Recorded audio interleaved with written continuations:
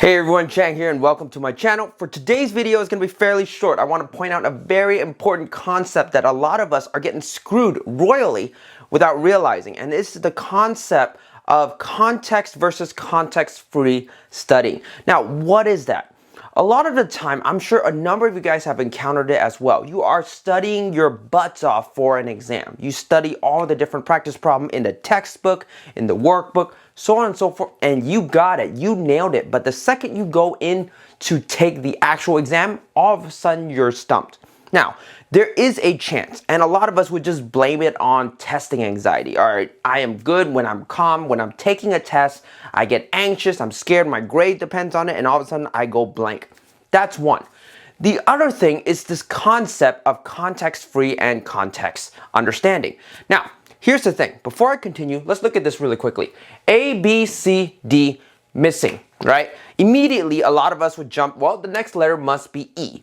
Guess what? Yes, that makes sense. In the context of this all being letters, it makes sense. This is E. Now, what if I say, what is the number of the place of the next letter? So that's going to be the fifth place. So actually, this right here is actually fifth as the answer. Right now, this can be argued if you really want to argue, oh, you didn't read the problem, but that's not the point. The point is the fact that because of the context of the fact that it's all letters, we make this basic assumption that the next one must be a letter. So it's easier, right? That's what happens when we're studying a lot of the practice problems in the textbook, in the workbook, because they're usually segmented into specific topics, specific subject focus. These are all problems are going to be factoring. So the next problem you see, guess what? It has something to do with factoring, so I immediately know I need to factor, right?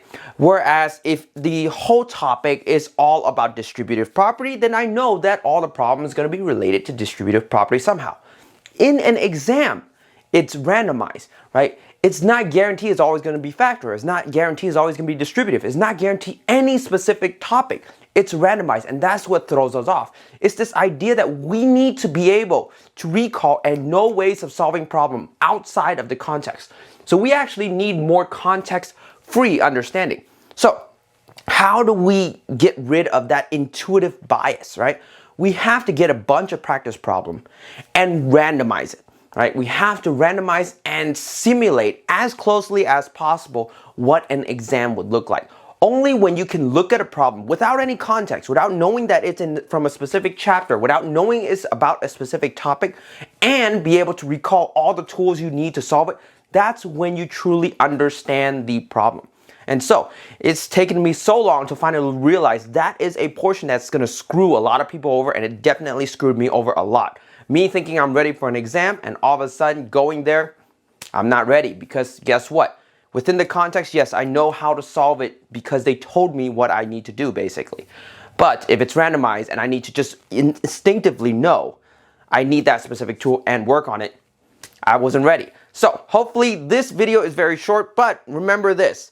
When you are studying, doing practice problem, reviewing in any way, randomize it as much as possible so that you don't fall into the trap of a context understanding, thinking that you are ready for a specific exam when actually you're not.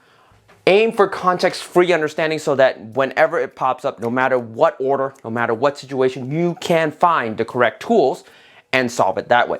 Thank you for watching. If you haven't already, please like, comment, and subscribe. I will see you in the next video.